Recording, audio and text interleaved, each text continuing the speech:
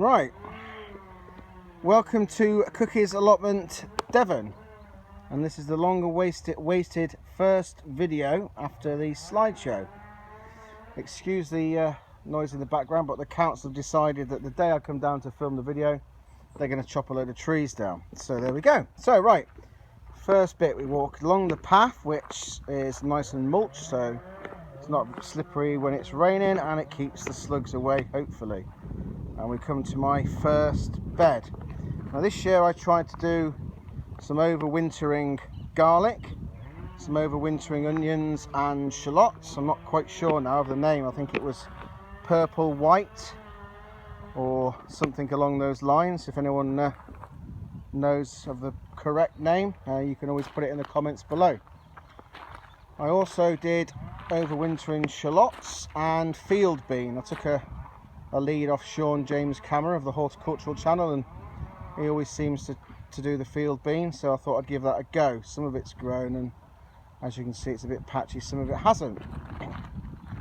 The next bed, if we bring you along, this is going to be my no dig bed, and I'm actually going to cover this in like a black canvas weed membrane and grow through it. It'll keep obviously the weeds down and keep the soil at a warmer temperature.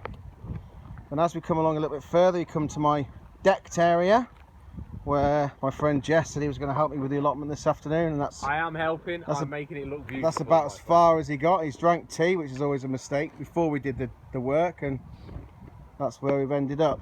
I was out scavenging in skips this week actually, and I managed to get a bay tree of all things. It's about 5.5, maybe 6 foot tall.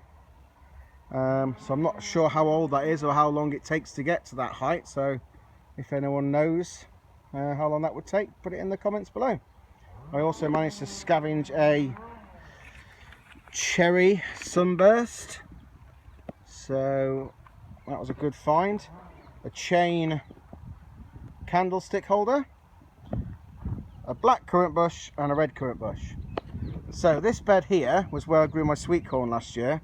Now it was okay, but we had a bit of a cold summer, so I didn't really get much corn. So this year I'm not growing sweet corn, and I've actually turned this into my African keyhole garden.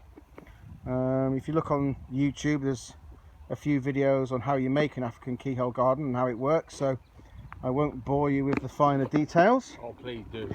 No, I won't. So I've got my herb bed and every man's shed. Now this was my first greenhouse I was given. It's just a normal sort of cheapy aluminium framed cheap greenhouse glass, but it does very well. And this year this is just going to be for, I've got a grapevine growing in there, which at the moment is sort of not really doing a lot, and peppers. This is where I'm going to grow all my chili peppers, sweet peppers, so they can just grow away in there.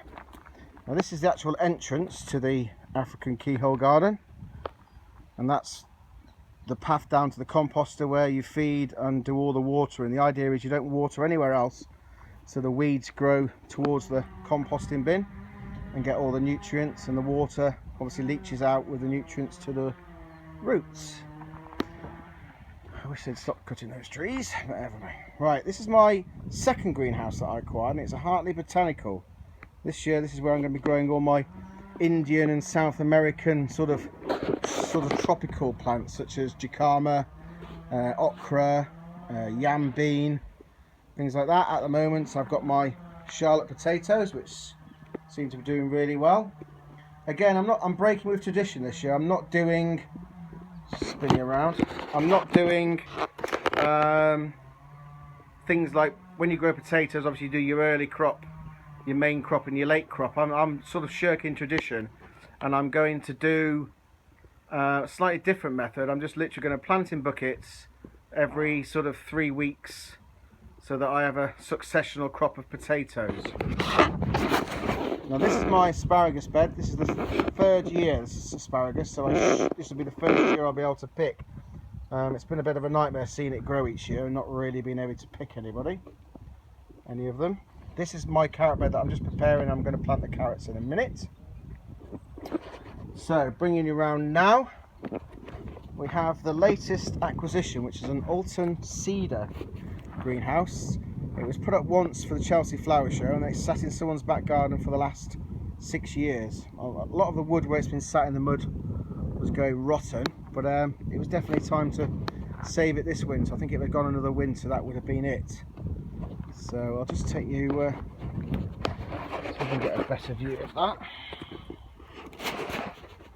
So there you go. I've got another asparagus bed here which I've just started, but I've planted beetroot on the top because you've got a lot of wasted time really waiting for it to grow. So I might as well grow some beetroot on the top while I'm waiting for that.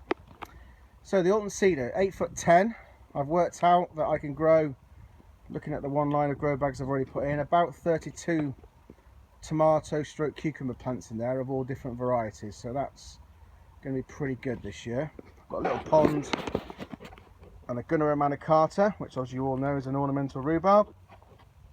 I've actually angled the pond at an angle so that when the water fills from the rain, it runs off to the Gunnera, which is a sort of wet marsh, sort of bog loving plant.